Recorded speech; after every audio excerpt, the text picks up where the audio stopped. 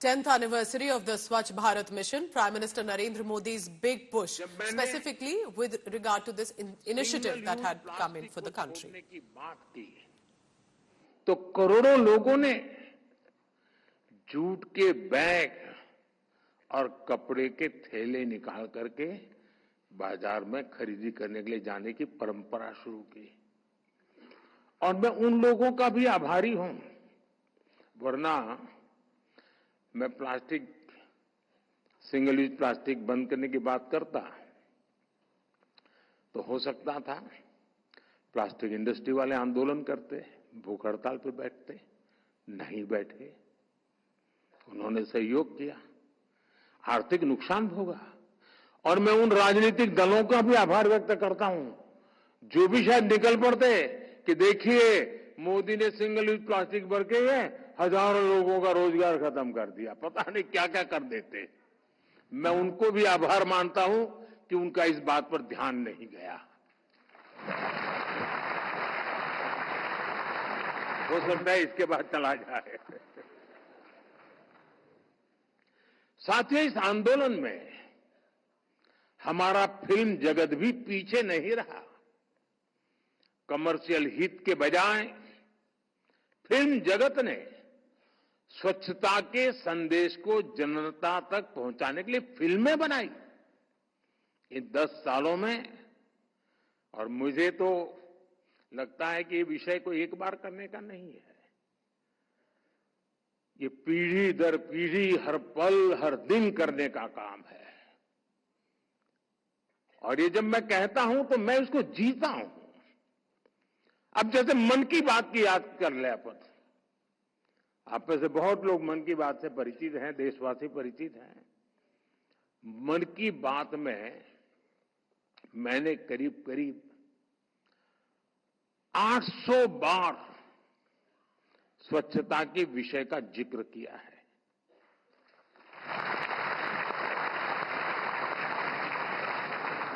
लोग लाखों की संख्या में चिट्ठियां भेजते हैं, लोग स्वच्छता के प्रयासों को सामने लाते रहे।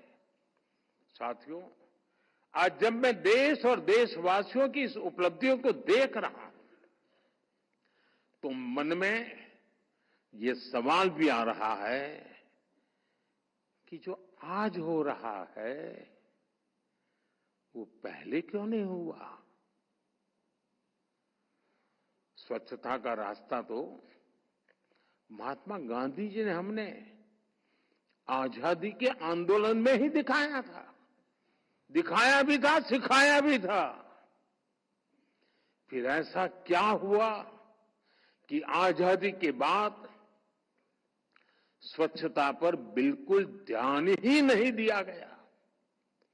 जिन लोगों ने सालों साल गांधी जी के नाम पर सत्ता के रास्ते ढूंढे, गांधी जी के नाम पर वोट बटोरे, उन्होंने गांधी जी के प्रिय विषय को भुला दिया।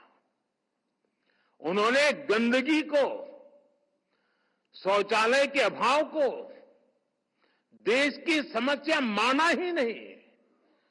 ऐसा लग रहा है जैसे उन्होंने गंदगी को ही जिंदगी मान लिया। नतीजा ये हुआ कि मजबूरी में लोग गंदगी में ही रहने लगे। गंदगी रूटीन लाइफ का हिस्सा बन गई। समाज जीवन में इसकी चर्चा तक होनी बंद हो गई। इसलिए जब मैंने लाल किले की प्राचीर से इस विषय को उठाया तो देश में जैसे तूफान खड़ा हो गया। कुछ लोगों ने तो मुझे ताना दिया कि शौचालय और साफ सफाई की बात करना भारत के प्रधानमंत्री का काम नहीं है। ये लोग आज भी मेरा मजाक उड़ाते हैं। लेकिन साथियों, भारत के प्रधानमंत्री का पहला काम वही है जिससे मेरे देशवासियों का, सामान्य जन का जीवन आसान हो।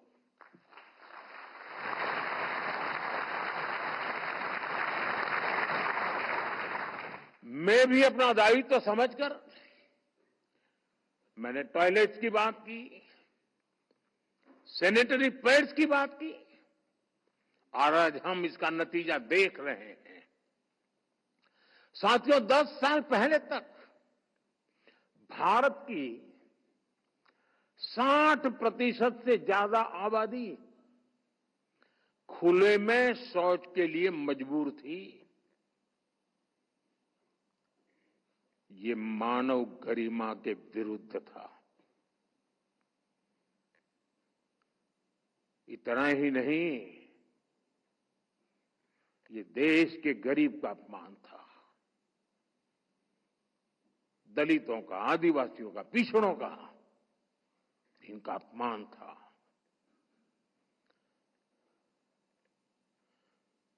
जो पीढ़ी दर पीढ़ी निरंतर चला आ रहा था।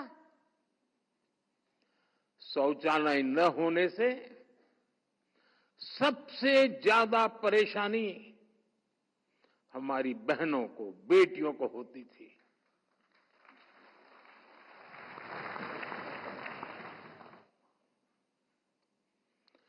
दर्द और पीड़ा सहन करने के अलावा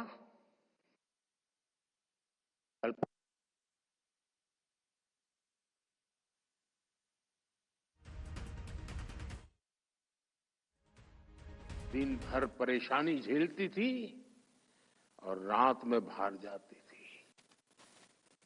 तो उनकी सुरक्षा से जुड़े गंभीर खतरे होते थे। या तो सुबह सूर्योदय के पहले जाना पड़ता था, ठंड हो, वर्षा हो,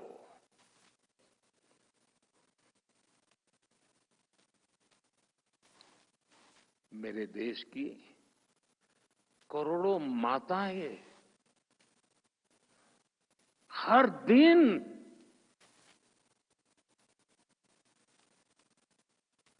इस मुसीबत से गुजरती थी।